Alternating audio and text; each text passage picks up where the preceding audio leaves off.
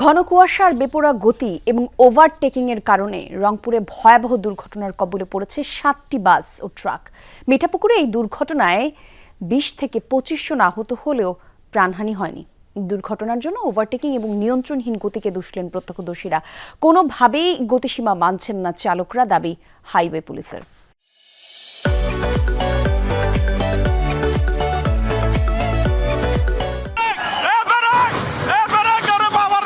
সামাজিক যোগাযোগ মাধ্যমে ছড়িয়ে পড়া ভিডিওতে এভাবে চিৎকার করতে শোনা যায় একজনকে।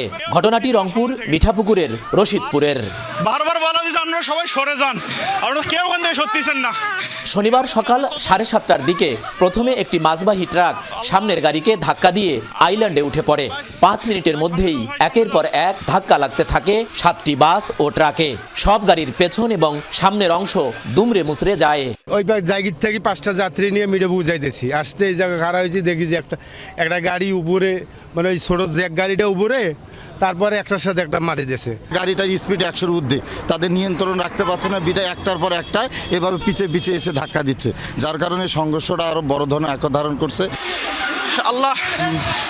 দুর্ঘটনার জন্য ওভারটেকিং এবং নিয়ন্ত্রণহীন গতিকে দুষলেন প্রত্যক্ষদর্শীরা। আমার গাড়িটা ব্রেকে জমাইতে পারেনি, না জমাইতে পারে আমার কারণে ওই মাছের ট্রাকের পিছনে মারছে।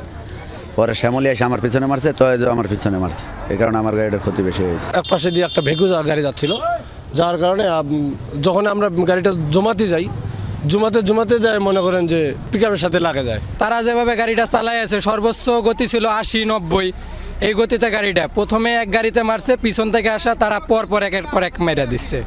দুর্ঘটনায় অন্তত 25 জন আহত হয়েছেন। স্থানীয়দের সহায়তায় তাদেরকে হাসপাতালে পাঠায় পুলিশ এবং ফায়ার সার্ভিসের কর্মীরা। অতিরিক্ত ঘন কুয়াশার কারণে গাড়িগুলো পরস্পরের কাছাকাছি একই স্পিডে চলার কারণে তাদের যে ব্রেকিং সিস্টেমটা এটা মনে হয় কোলাপস করছে, দ্যাটস ওয়াই অ্যাক্সিডেন্ট ওকার। ঘন কুয়াশার কারণে দেখতে পারেনি, আর সামনে ছিল একটা মাছের গাড়ি। এই মাছের গাড়ি থেকে পানি পড়ে যাওয়ার কারণে রাস্তাটা আরও স্লিপি হয়ে গেছিলো, আমি শুনলাম এক ড্রাইভারের কাছ থেকে।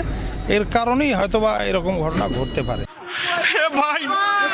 হাইওয়ে পুলিশ বলছে, মহাসড়কে নির্দিষ্ট দূরত্ব মেনে সর্বোচ্চ 80 কিলোমিটার বেগে গাড়ি চালানোর নিয়ম থাকলেও তা মানছেন না চালকরা। ঘন কুয়াশার মধ্যেও অতিরিক্ত স্পিডে চলছে গাড়ি। এ ব্যাপারে রাতেও আইনের প্রয়োগের কথা বলছেন তারা। হাইওয়ে মহাসড়কে গাড়ি চালার কথা হলো সর্বোচ্চ গতি 80, বড় বাসগুলা, কিন্তু এরা যখন কুয়াশা পড়ে তখন তো তাকে ওই গতিতে চালা সম্ভব না। সেই ক্ষেত্রে তাকে হয়তো খুব ওকে নিয়ন্ত্রণে রেখে গাড়িটা চালাতে হবে। গতকাল শুক্রবার রংপুরে 7টি সড়ক দুর্ঘটনায় 6 জনের প্রাণহানি হয়। আহত হন অন্তত 35 জন। সরকার, মাঝারুল মান্নান, যমুনা নিউজ, রংপুর।